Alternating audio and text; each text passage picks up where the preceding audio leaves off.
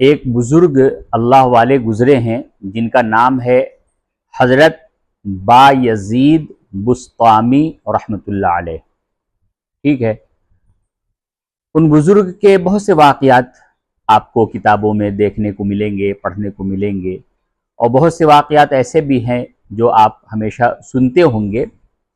لیکن آج ایک ان کے بچپن سے لے کر کے جوانی تک کا جو ایک سفر رہا ہے، ایک تعلیمی سفر، اس میں ایک بہت ہی رلا دینے والا واقعہ ہے کہ کس طریقے سے انہوں نے تعلیم حاصل کیا اور ان کی تعلیم میں کس کا ہاتھ تھا ان کی تعلیم کے پیچھے. تو بتاتے ہیں کہ جب وہ چھوٹے تھے اسی وقت ان کے والد کا انتقال ہو گیا تھا. وہ یتیم تھے، غریب تھے.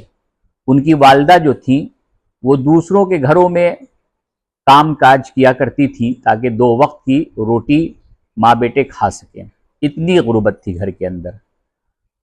لیکن اس زمانے میں بھی اتنی غربت ہونے کے باوجود بھی انسان اللہ تبارک و تعالی کو نہیں بھولتا تھا.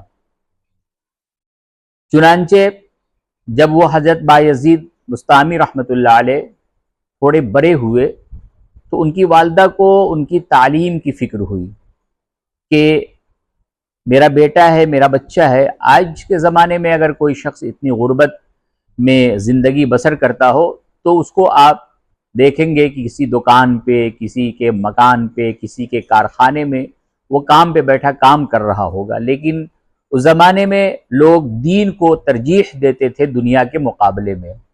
تو چونکہ وہ جو خاتون تھی، ان کی جو والدہ تھی، ان کے ذہن کے اندر بھی یہ بات تھی کہ ہم اپنے بچے کو تعلیم دیں. چنانچہ انہوں نے معلوم کیا کہ کوئی ایسا شخص، کوئی ایسا اللہ والا، کوئی ایسا نیک شخص ہے جو ہمارے بچے کو پڑھا سکے. تو معلوم ہوا، کسی نے بتانے والے نے بتایا کہ فلاں جگہ چلی جاؤ، ایک اللہ والے رہتے ہیں، وہ بچوں کو پڑھایا کرتے ہیں، ان کو تعلیم دیتے ہیں. تو وہ اپنے بیٹے کو لے کر کے ایک مسجد میں جاتی ہیں. اس مسجد کے اندر ایک بزرگ ہوتے ہیں جو کہ بچوں کو تعلیم دیا کرتے ہیں. تو اپنے چھوٹے بچے کو لے کے وہ حضرت بایزید کو لے کر کے ان کے پاس پہنچتی ہیں اور کہتی ہیں کہ میں بہت ہی غریب عورت ہوں، بیوہ عورت ہوں، اور یہ جو بچہ ہے یہ یتیم بچہ ہے. میں ایک امید کے ساتھ آپ کے پاس آئی ہوں کہ آپ ہمارے اس بیٹے کو دینی تعلیم سکھائیں، دینی تعلیم دیں. تو انہوں نے کہا ٹھیک ہے، آپ اس بچے کو ہمارے پاس بیٹھا دیجئے، مجھ سے جو ہو سکے گا میں اس کو تعلیم دوں گا، پڑھاؤں گا. آپ اللہ تبارک و تعالی سے دعا کیجئے گا. جب وہ جانے لگتی ہیں تو پھر پلٹ کر کے آتی ہیں اور ان سے عرض کرتی ہیں، ان بزرگ سے، کہ دیکھیے یہ بہت ہی چھوٹا ہے اور میرا بہت ہی چہیتا ہے، ہمیشہ میرے ساتھ رہا. اگر آپ اسے چھٹی دیں گے اور یہ جب گھر آئے گا تو پھر ہو سکتا ہے کہ کل اس کو یہاں آنے کا دل نہ چاہے، یا پڑھائی سے، تعلیم سے اس کا دل ہٹ جائے. تو میں آپ سے یہ گزارش کرتی ہوں کہ جب تک یہ میرا بیٹا یہ اللہ والا نہ بن جائے، جب تک ایک پختہ عالم دین نہ بن جائے، تب تک آپ اس کو گھر آنے کی اجازت نہ دینا. اب یہ بہت بڑی ایک شرط تھی، لیکن خیر ایک ماں کا اصرار تھا. ان بزرگ نے اس چیز کو بھی قبول کر لیا اور اس کے بعد اپنے بیٹے کو، حضرت بایزید کو، ان کے سپرد کر کے وہ گھر واپس آ جاتی ہے. یہاں کچھ دن کے بعد حضرت بایزید اپنے استاد سے عرض کرتے ہیں کہ بہت دن ہو گئے میں گھر نہیں گیا، اپنی ماں کو نہیں دیکھا. اگر آپ ہمیں اجازت دیں، ہمیں چھٹی دیں تو میں اپنے گھر چلا جاؤں، اپنی ماں سے میں ملاقات کر کے آ جاؤں. اب وہ بزرگ کہتے ہیں کہ میں نے تو اس کی والدہ سے یہ وعدہ کیا تھا کہ جب تک کہ یہ ایک عالم نہیں بن جاتا، اللہ والا نہیں بن جاتا، میں اس کو اپنے پاس رکھوں گا، میں اس کو گھر نہیں جانے دوں گا. اب میں کیا کروں؟ وہ مجبور ہو جاتے ہیں. خیر ان کے دل کے اندر ایک خیال آتا ہے اور وہ حضرت بایزید سے کہتے ہیں کہ ایسا ہے کہ میں تمہیں کچھ سبق دے رہا ہوں اور اس سبق کو یاد کر کے شام تک تم ہمیں سنا دو، اگر شام کو یہ سبق تم ہمیں سنا دیتے ہو تو میں تمہیں گھر جانے کی اجازت دے دوں گا۔ چنانچہ حضرت بایزید اپنا سبق لے کر کے اپنے کمرے پہ آتے ہیں۔ جب انہوں نے کتاب کے ورق کو جب پلٹا تو دیکھا کہ یہ تو ناممکن ہے کہ اتنے سبق کو میں شام تک یاد کر سکوں، اور شاید کہ استاد یہی چاہتے ہیں کہ میں گھر نہ جاؤں، اس وجہ سے انہوں نے ہمیں اتنا سبق دے دیا ہے۔ اب میں اس سبق کو کس طریقے سے یاد کروں؟ اب تو ممکن نہیں ہے کہ شام تک میں اس سبق کو یاد کر کے اپنے استاد کو سنا سکوں۔ پھر دل میں خیال آتا ہے کہ بچپن سے امی یہ بتایا کرتی تھی، یہ سکھایا کرتی تھی کہ اگر کبھی بھی زندگی میں کوئی پریشانی ہو، کوئی مصیبت ہو تو اس وقت اللہ تبارک و تعالیٰ سے مدد مانگو، اللہ تبارک و تعالیٰ تمہاری مدد فرمائے گا۔ استاد بھی یہی کہتے ہیں کہ زندگی میں کوئی بھی ضرورت ہو، کوئی بھی پریشانی ہو، کوئی بھی حاجت ہو، اللہ سے مانگو، اللہ تبارک و تعالیٰ اس کو پوری فرمائے گا۔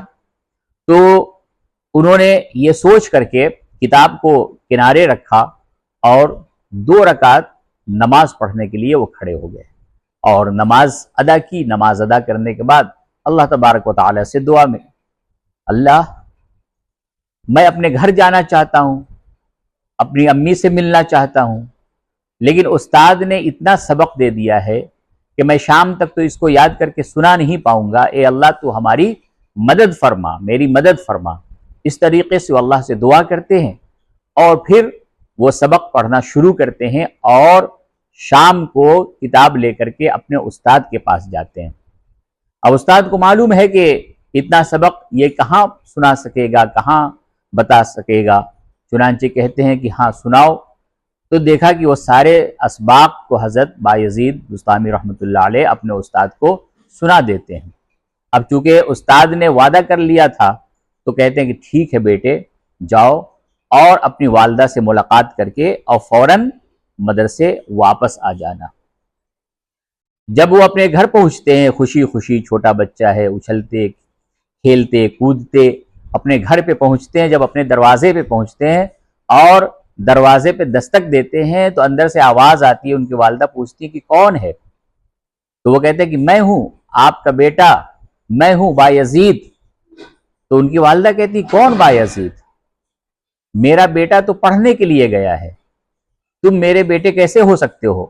وہ تو تعلیم حاصل کرنے کے لیے گیا ہے، اور جب تک کہ وہ ایک عالم نہیں بن جاتا، جب تک کہ وہ اللہ والا نہیں بن جاتا، تب تک تو وہ گھر نہیں آئے گا۔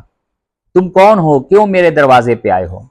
اب یہ حضرت بایزید ماں کی زبان سے یہ الفاظ سن کر کے وہاں پہ رونے لگتے ہیں۔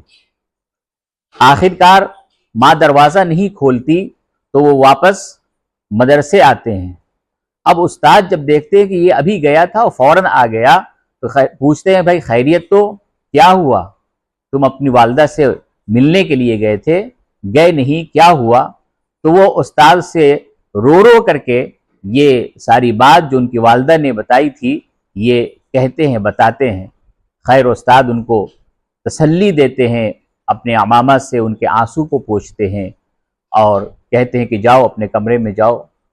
اور اس کے بعد حضرت بایزید تعلیم حاصل کرتے ہیں، اور ایک دن نہیں، ایک ہفتے نہیں، ایک مہینے نہیں، ایک سال نہیں، مسلسل 16 سال تک اپنی والدہ کی شکل نہیں دیکھتے، اپنے گھر نہیں جاتے، اور اسی جگہ پہ وہ اپنی تعلیم کو جاری رکھے ہوئے ہیں اور اس استاد سے، اس بزرگ سے وہ تعلیم حاصل کرتے اور سیکھتے۔